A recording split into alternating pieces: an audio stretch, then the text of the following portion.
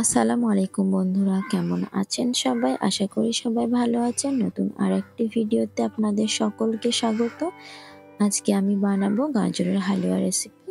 তো সম্পূর্ণ ভিডিওটি দেখুন, আশা করি ভালো লাগবে। আমি প্রথমে গাজরটা ভালোভাবে ধুয়ে নিয়ে খোসা ছিলে নিয়ে এরকম একটা গ্রেটার দিয়ে গ্রেট করে নেব। আমি এখানে 500 গ্রাম মতো গাজর নিয়েছি। এখন যেহেতু গাজরের মরশুম, তো গাজর সকলের বাড়িতে অ্যাভেলেবেল থাকে। তো আমি এভাবে করে সমস্ত গাজরটা গ্রেট করে নিয়েছি। এরপর আমি কড়াইতে 2 চামচ ঘি দিয়ে ভালোভাবে গরম করে নিয়ে গ্রেট করা গাজরটা দিয়ে আমি ভালোভাবে নেড়ে চেড়ে ভেজে নিয়ে 2 মিনিটের মতো চাপা দিয়ে রাখবো।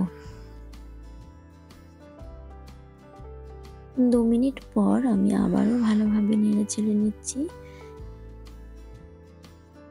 এরপর আমি নর্মাল রুম টেম্পারেচার 300 গ্রাম মতো দুধ দিয়ে দিচ্ছি, লিকুইড দুধ। আমি দুধটা আগে থেকে জাল করে রাখিনি, তো আমি এখানে দিয়ে দিলাম। দুধটা দিয়ে ভালোভাবে নেড়েচেড়ে আমি আবারও 5 মিনিটের মতো চাপা দিয়ে রাখবো। 5 মিনিট পর গাজরটা একটু সিদ্ধ মতো হয়ে এসেছে, তো আমি আবারও ভালোভাবে নেড়েচেড়ে নিচ্ছি।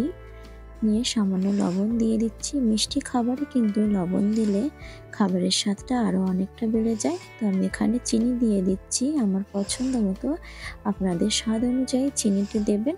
আমি একটু বেশি মিষ্টি খেতে ভালোবাসি, সেই জন্য আমি আমার পছন্দ মতো চিনি দিয়ে দিলাম। এরপর আমি আবারও চাপা দিয়ে রাখছি। কিছুক্ষণ পর আমি আবার চাপা খুলে ভালোভাবে নেড়ে চেড়ে নিচ্ছি। চিনিটা দেওয়ার ফলে একটু বেশি জল ছেড়েছে, তো আমি এখানে ড্রাই ফ্রুটসগুলো দিয়ে দিচ্ছি।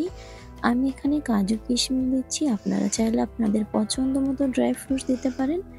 তো আমি কাজু কিশমিশ অ্যাড করে ভালোভাবে নাড়াচাড়া করছি। আপনারা কে কে গাজরের হালুয়া খেতে ভালোবাসেন অবশ্যই কমেন্ট করে জানাবেন। এরপর আমি 4-5টা এলাচ একটু ফাটিয়ে নিয়ে দিয়ে দিলাম, দিয়ে ভালোভাবে নাড়াচাড়া করছি। এরপর আমি দিয়ে দিচ্ছি গুঁড়ো দুধ অথবা মাওয়া যে কোনো একটা দিলেই হবে, এতে করে টেস্টটা আরও খুব সুন্দর আসবে। তো আমি গুঁড়ো দুধ দিয়ে ভালোভাবে নাড়াচাড়া করছি। আমার গাজরের হালুয়াটা কিন্তু অলমোস্ট তৈরি হয়ে এসেছে।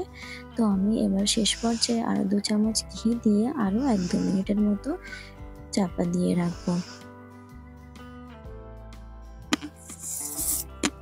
1-2 মিনিট পর আমি চাপা খুলে আবারও ভালোভাবে নেড়ে চেড়ে নিচ্ছি। এরকম শুকনো হয়ে এসেছে। তো আমার হালুয়াটা হয়ে গেছে। তো এরপর আমি সার্ভ করব। শেষে 2 চামচ ঘি দেওয়ার জন্য, আর স্মেলটা খুব সুন্দর এসেছে। তো অবশ্যই এই গাজরের এই রেসিপিটা আপনারা বাড়িতে ট্রাই করবেন, আশা করি খুব সুন্দর হবে। তো আমি এরপর কাজু কিশমিশ দিয়ে সাজিয়ে নিলাম। তো এই তো আজকের মতো ভিডিওটা এই পর্যন্ত। ভিডিওটা ভালো লাগলে অবশ্যই লাইক, কমেন্ট, শেয়ার করুন। আমার চ্যানেলে যদি নতুন হয়ে থাকেন অবশ্যই চ্যানেলটাকে সাবস্ক্রাইব করে পাশে থাকা বেল আইকনটিতে ক্লিক করুন। দেখা হচ্ছে নতুন আরেকটি ভিডিও নিয়ে। ততক্ষণ পর্যন্ত ভালো থাকুন, সুস্থ থাকুন। আল্লাহ হাফেজ।